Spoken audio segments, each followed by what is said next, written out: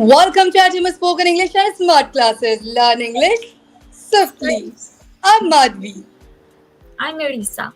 I'm Rania. and you are watching ESCSC podcast with our global teacher and editor star. Welcome, Honorable Rania ma'am and my shining star Risa. Like in our today's show, it's a burning and growing threat, like burning topic and growing threat, we could say cyber crime, and what we are going to discuss upon it today. So let's start with my shining star Risa. Okay, so I'd like to say a poem about cybersecurity.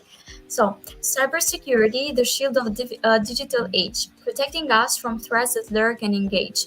In a world where data flows like a river, guardians of security endeavor to deliver.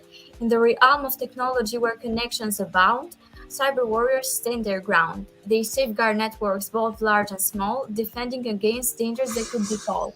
From malicious hackers with cunning intent to viruses and malware, their time well spent.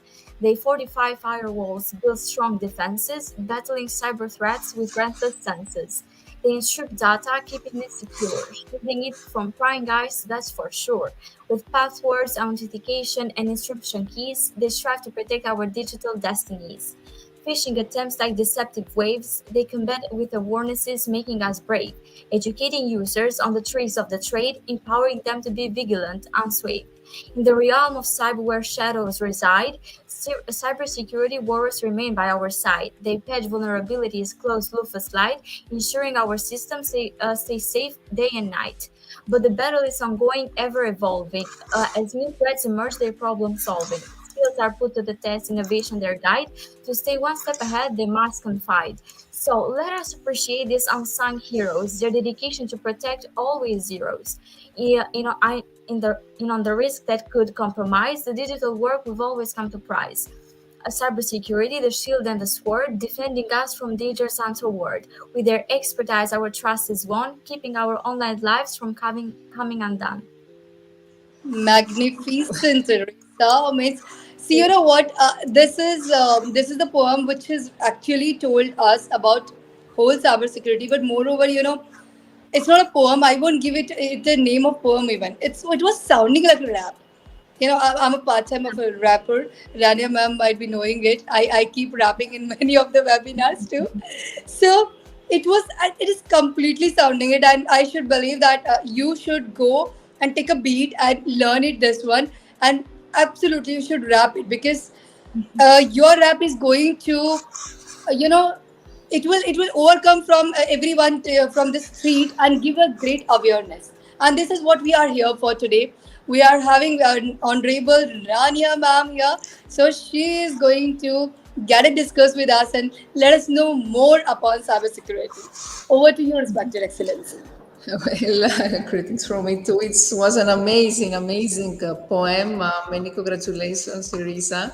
And our topic today is very interesting and very useful for the young generation because the young generation is becoming more and more addicted to the cyber world. And also, we know that the young generation is also techno savvy. So, in today's increasingly digitalized world, the amount of data accessed, utilized, and shared across complex networks continue to grow. So, as societies rely more and more on information and technology, we become increasingly vulnerable to the risk of cybercrime, especially during the COVID pandemic. During the COVID crisis, we all relied more than ever on computer systems, on mobile devices, and the internet to work, communicate, to shop, share, and receive information. And of course, trying to mitigate the impact of social distancing. So cybercrime has dramatically increased. I think in most countries increase very much. And you know that cybercrime has actually evolved in a significant threat to human rights, to democracy, to the rule of law, as well as to international peace and stability. And of course, it has a social economic impact. Remember something here that privacy, when we talk about privacy isn't about hiding something. It's about being able to control how we present ourselves to the world. It's about maintaining a public face while at the same time being permitted private thoughts and actions. So when we talk about privacy, it's actually personal dignity. And the difference between privacy and anonymity is that privacy is nobody seeing what you do, but potentially knowing who you are. And privacy is about content, is about maintaining confidentiality and keeping secrets. On the other hand, anonymity is nobody knowing who you are, but potentially seeing what you do. So anonymity is actually keeping your actions and activities separate from your true identity. And there is a pseudonym anonymity, another term when you wish to retain a reputation against an identity. So a common example is when we have an alliance for social media or for a forum online. So cyber crime is a criminal activity that involves, of course, a device or a computer. We could talk about the crimes in which the device is a target. For example, we want to gain network access, or another category where crimes in which the computer is used as a weapon. For instance, when we try to launch what we call, very, very important, denial of service attack. Denial of service attack, very, very common, especially for schools. This describes the goal of attacks, cyber attacks that are designed to make a service inaccessible. And there is a category of crimes where a computer is used as an accessory to a crime. For example, when we use a computer to store illegally obtained data. And of course, the main effect of cybercrime is always financial. Cybercrime can include many different profit, always driven criminal activities, including ransomware attacks, email, internet fraud, identity fraud, attempts to steal financial accounts, credit cards, payment. And if you allow me, there are some important terms that I want to highlight. Phishing. Phishing, I think we all know about this.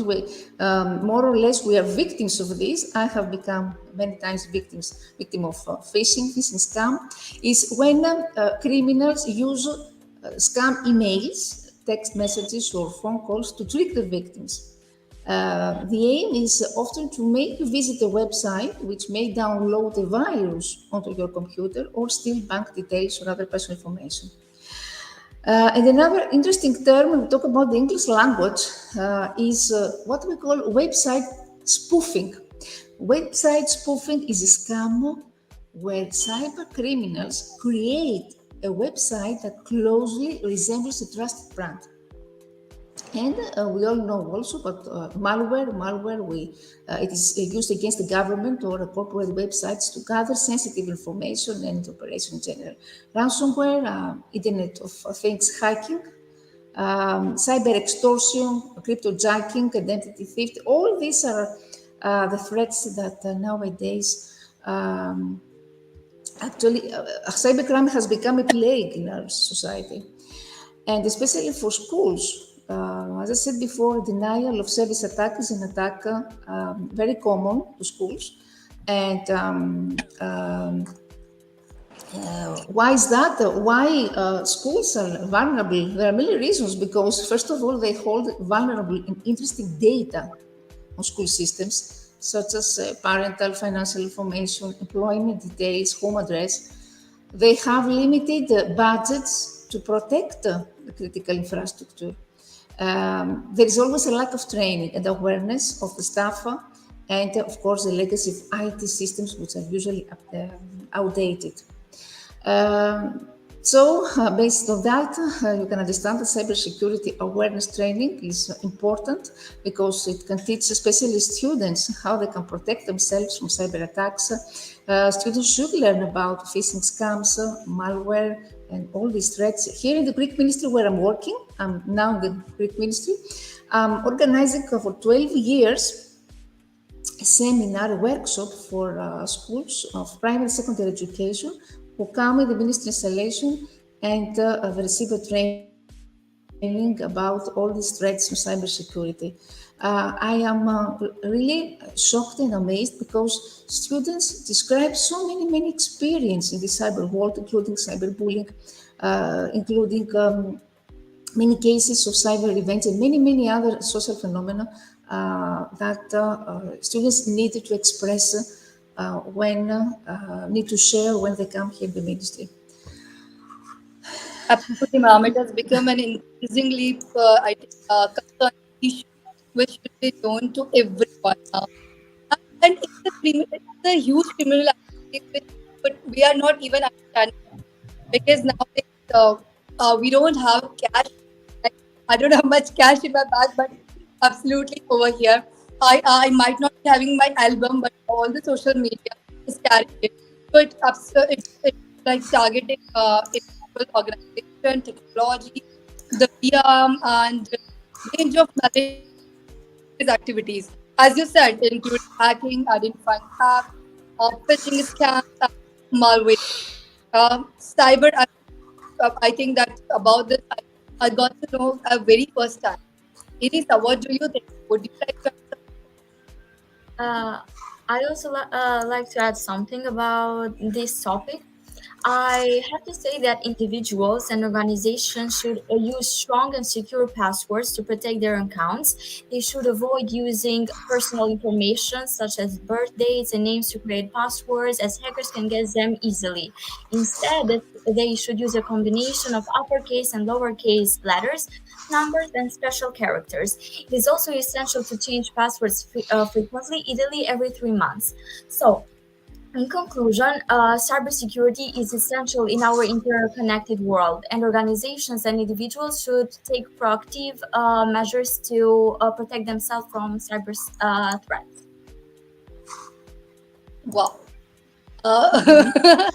So Risa has contributed with an amazing. Actually, when I told her the topic, she was so excited that today itself I read into the newspaper and brought it home with an amazing explanation.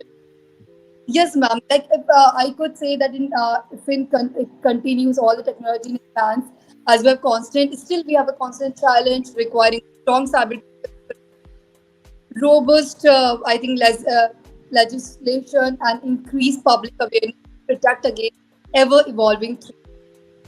Something last, ma'am, would you actually want to tell more about that? How we could get aware of it, and how it should be not a growing threat for us.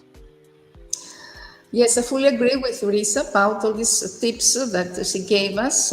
But I think we needed to promote cyber awareness, cyber security awareness on a broader level. I mean, we need to advance cybercrime training and relevant university education.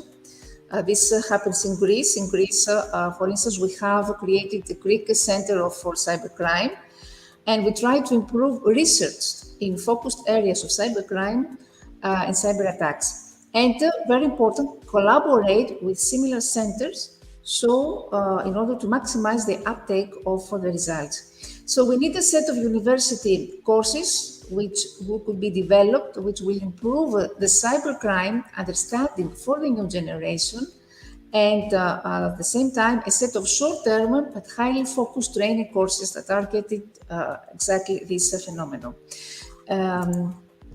So, combining this expertise and know-how, which emerges from the collaboration between university, between government, between the private sector, in this way we can promote a state-of-the-art in cybercrime investigation. This is what I think. Moreover, I'd like to add something else. By using antivirus services, softwares, keeping software up to date, being cautious about suspicious emails or links, using strong and secure passwords, and educating oneself on the latest threats, we can safeguard our digital lives. I want also to tell something. It is interesting that usually we are wondering how cybercrime will look like. The criminals of these attacks are often portrayed as hooded and masked youths hunched over the laptop, but the reality of cybercrime is quite different. I mean that the cyber criminal activity may be carried out by individuals or groups with relatively little technical skill, or by highly organized global criminal groups that may include skill developers and others with relevant expertise. So remember that most successful hacks are highly organized and committed over a long period of time, and some hackers can exist unnoticed within systems for up to 9 months. So you can understand that they can gain millions of dollars this way. Because I said before, the main factor of this, the main reason is the financial profit. And also forgot to say that approximately 33 billion accounts were breached in 2023. So you can understand the extension of this phenomenon. Cool, ma'am. So I think now I always don't love this part because it's gonna be end of the program. But yeah, when you were sharing your ideas in Irisa, so I came up with one of the poem, and I'll try to like Irisa that if I could give it a mode of a rap. So it's like in the VR with shadows like seen, or digital battlefield where tweets convey, or word of a bite where secrets dwell, cyber voice there tells shall tell. In realm of code that's encrypted keys, guardian from network cell with ease. They'll navigate the depths of digital seas, protecting data and web expertise. Power will stand tall fortress in defense, shielding system from merciless intent. Walruses swarm like venomous beasts, and cyber warriors rise to face their feast. Two lines of code they trust the foe, are hunting vulnerabilities wherever they go. With crutches and updates, they mend the weak, or dance with digital delicate techniques. In darkness they shine like become bright, their mind ablaze a perpetual fight. They analyze street both old and new, unraveling schemes, revealing the truth. Quickly, yours and social engineers. Cyber warriors remain unwavering, educating users, their voices strong, empowering minds so no one goes wrong. In this realm where privacy is the stake, cyber warriors stand tall never break, defending nations, corporations, and homes, preserving a digital world where trust roams. So let us salute this guardians bold, their missions valiant, their stories unfold. In a world of constant threat and attack, cyber warrior rise and never look back. Cyber warriors rise and never look back. So I think I should stop. I just tried it. So thank you so much. It made my time. Well, so I believe my audience, all of my shining stars who are watching this program, today you gain an amazing knowledge with the poetry session, our rappings, and my shining stars explanations and questions, and especially always in eternal gratitude to Rania ma'am who comes up, and this is the chosen topic by her itself. So thanks a lot, ma'am. Extremely gratified to be always with you. And that's the end of our today's program. Just don't forget to join for more useful sentences, phrases, knowledge, especially with Rania ma'am, because whenever I come with her, I'll come up with a huge knowledge box and idioms. Learn English swiftly.